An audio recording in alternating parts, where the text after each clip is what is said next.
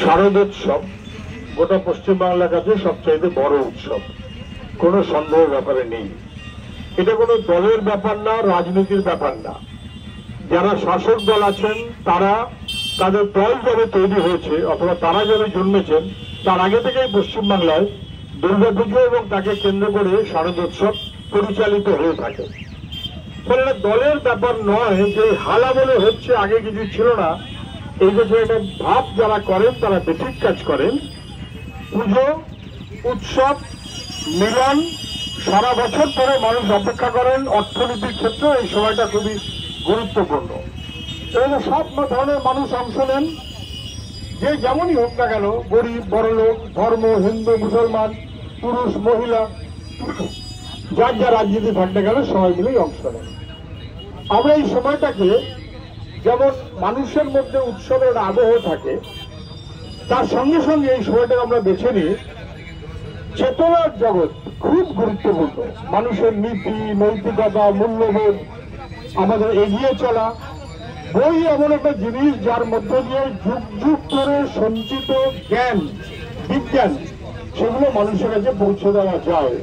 ফলে বইয়ের বিপণন, বই পড়া, বই কেনা, মানুষকে বই উপহার দেওয়ার মধ্য দিয়ে আসলে আমরা একটা সমাজ চেতনার দায়িত্ব পালন করি। এটা সবাই সহমত হবেন। পশ্চিমবঙ্গের আগে রক্তদান এত পরিচিত ছিল না, এখন রক্তদান একটা উৎসব। তেমন করেই আগে এতটা ছিল না, কিন্তু এখন বই মেলাটাও একটা উৎসব। গোটা সমাজ জীবনকে, বিশেষ করে বামফ্রন্টের সময় তারা সবাই মিলে চেষ্টা করেছেন যাতে মানুষ সেই মনোভাবে চলতে পারেন যেখানে আমার উৎসব আরো 10 জন মানুষকে এবং সমাজকে এগিয়ে নিয়ে যাওয়ার ব্যবস্থা করতে পারে। স্বাভাবিক কারণে নানান অসুবিধে, এবার বিশেষ করে নানান অসুবিধে। যখন উমা প্যান্ডেলে আসছে, বাপের বাড়ি আসছে, পুজো হবে। গতকাল কি আমরা ছবি দেখেছি, উমা যখন প্যান্ডেলে যাওয়ার জন্য যাত্রা করছেন তখন উল্টো দিক দিয়ে কম বয়সের উমা লাশকাটা ঘরে যাওয়ার জন্য পথ চলেছেন। খুবই দুর্ভাগ্য। জয়নগরের ফুটফুটে 9 বছর বয়সের সেই বাচ্চা মেয়েটি, এটা আমাদের গোটা বাংলাকে অসম্মানিত করে।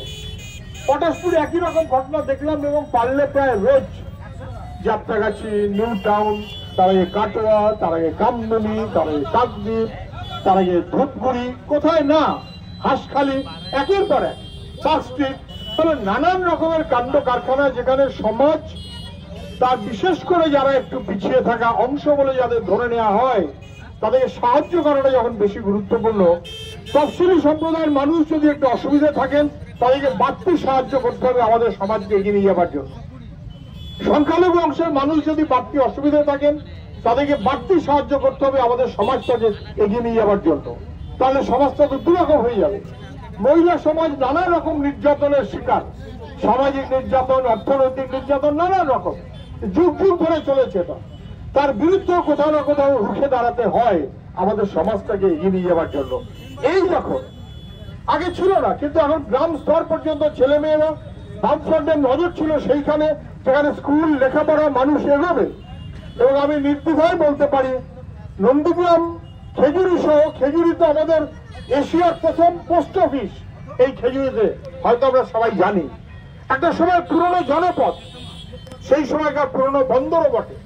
কিংবা নন্দীগ্রাম, যেমন এখানকার মানুষ চাষের সঙ্গে যুক্ত, তেমন এখানকার হাজার হাজার মানুষ মেটিয়াবুরু, যেমন এই আশপাশে নানান রকমের কাজ, সেই কাজের জন্য যাতায়াতে তারা অর্থনীতি তাকে এগিয়ে নিয়ে যাওয়ার ব্যবস্থা করেন এবং করতে পারেন। এই এলাকার লেখাপড়া, শিক্ষার দিক থেকে খুবই এগিয়ে আমাদের রাজ্য। তার মধ্যে পূর্ব মেদিনীপুরের মধ্যে যেমন ময়না, তেমন নন্দীগ্রাম শিক্ষার দিক থেকে যথেষ্ট এগিয়ে। এই সমগ্র এলাকাটাকে আমাদের গড়ে তুলতে হবে। গোটা পশ্চিম